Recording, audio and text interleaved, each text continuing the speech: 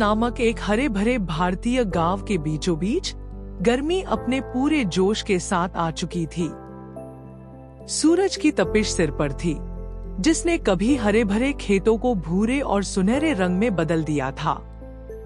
किसान अपनी फसलों को लेकर चिंतित थे और बच्चे पेड़ों की छाया में शरण लेते हुए गर्मी की शिकायत कर रहे थे। तालाब जो कभी पानी और जीवन से भरे रहते थे, अब कीचड़ भरे धब्बों में बदल गए थे। इस भीषण गर्मी के बीच कवि नाम का एक बुद्धिमान बूढ़ा कौआ गांव के बाहरी इलाके में एक बरगद के पेड़ पर रहता था। अपनी बुद्धिमत्ता और तीक्ष्ण बुद्धि के लिए जाने जाने वाले कवि को गांव के लोग और जानवर दोनों ही सम्मान देते थे।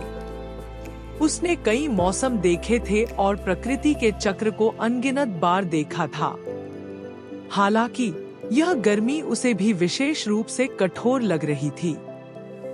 कवि एक ऊंची शाखा पर बैठा था, सूखे परिदृश्य का निरीक्षण कर रहा था। दुनिया प्यासी है, उसने सोचा। तपती हवा उसके पंखों को झकझोर रही थी। मुझे पानी ढूंढना होगा।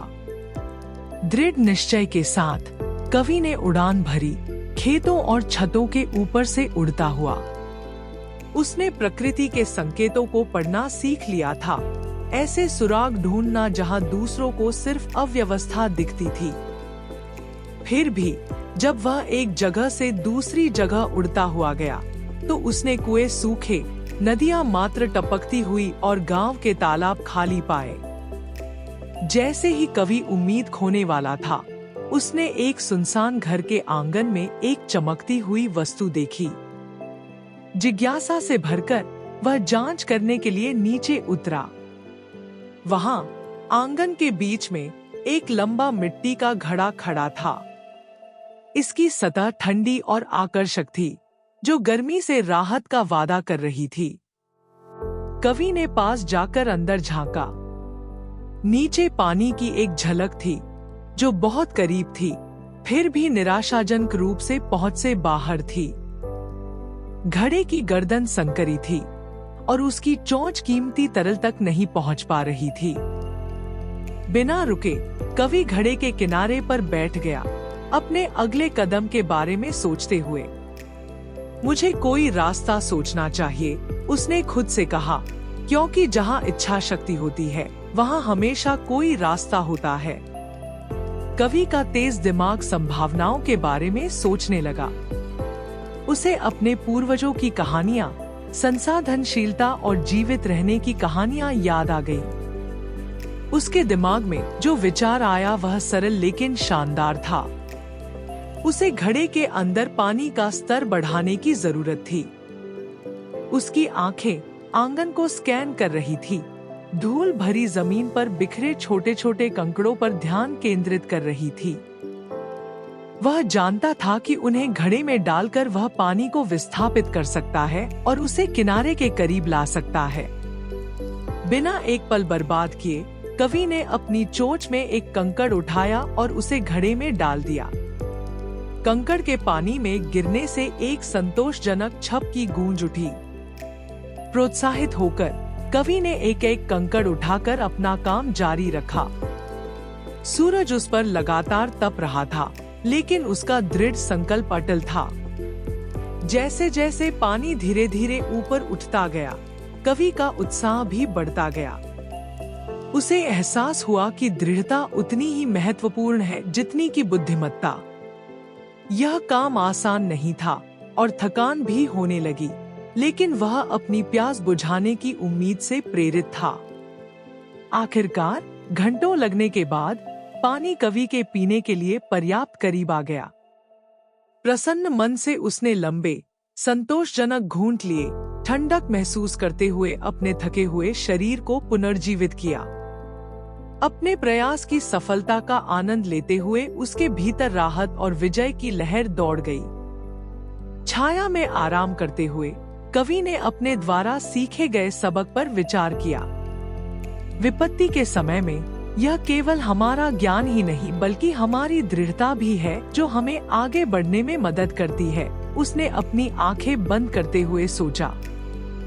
कवि की चतुराई की खबर जल्दी ही पूरे गांव और जानवरों में फैल गई। सूखे को मात देने वाले बुद्धिमान कौवे की कहानी माता पिता द्वारा अपने बच्चों को सुनाई जाने वाली कहानी बन गई, जो रचनात्मकता और लचीलेपन का सबक है। एक युवा किसान रवि ने अपने दादा से कहानी सुनी।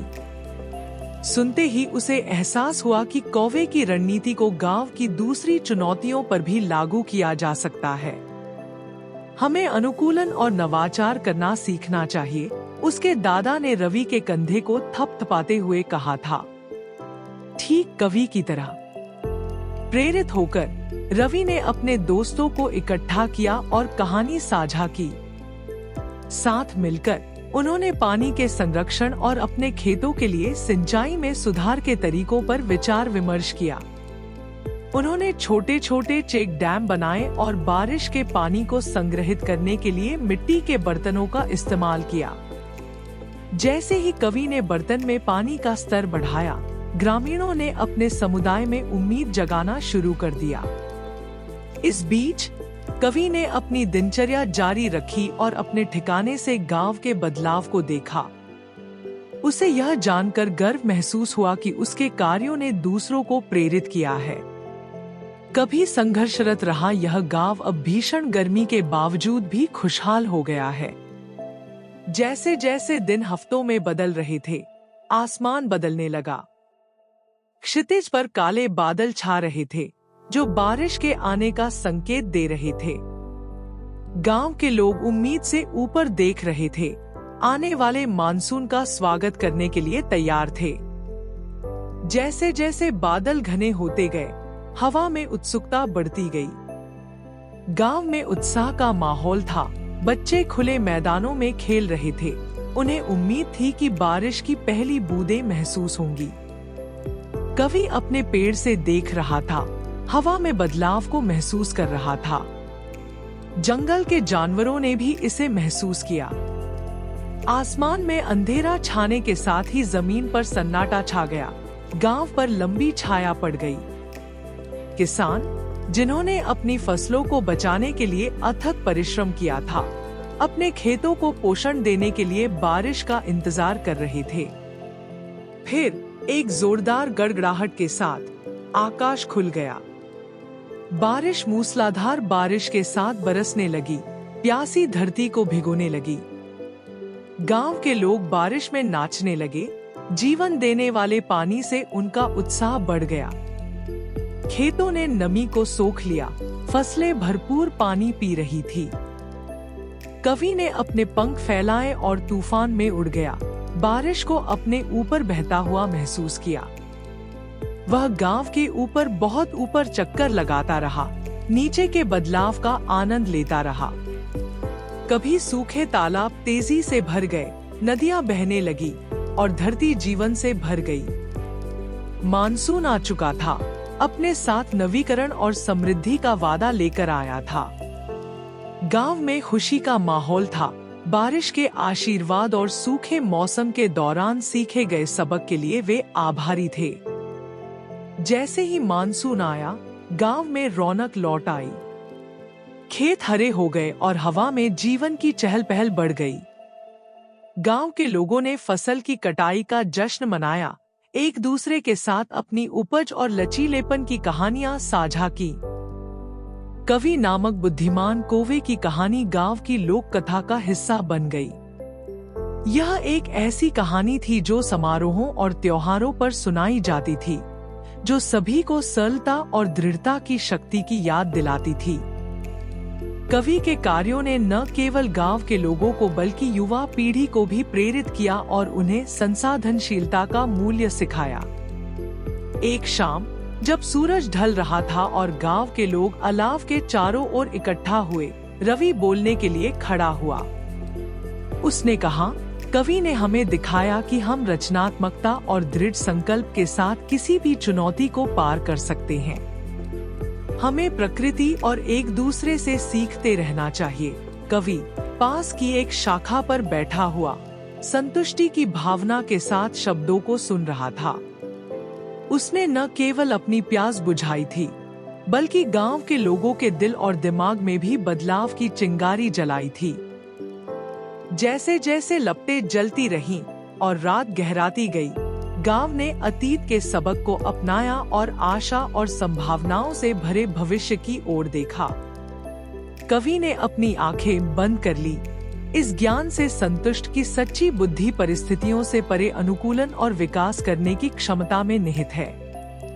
और इस तरह पूरा गांव में प्यासे कौवे की कहानी लचीलेपन का प्रतीक बन गई, एक अनुस्मारक की सबसे छोटी छोटी हरकतें भी बड़े बदलाव की ओर ले जा सकती हैं। जैसे जैसे मानसून की बारिश ने भूमि को पोषित करना जारी रखा, गांव फल फूल रहा था, एक कौवे की बुद्धि से एकजुट जिसने उन्हें सबसे अप्रत्याशित स्थानों में समाधान खोजना सिखाया था। अगर आपको कहानी पसंद आई तो और भी दिलचस्प कहानियों के लिए चैनल को सब्सक्राइब करें।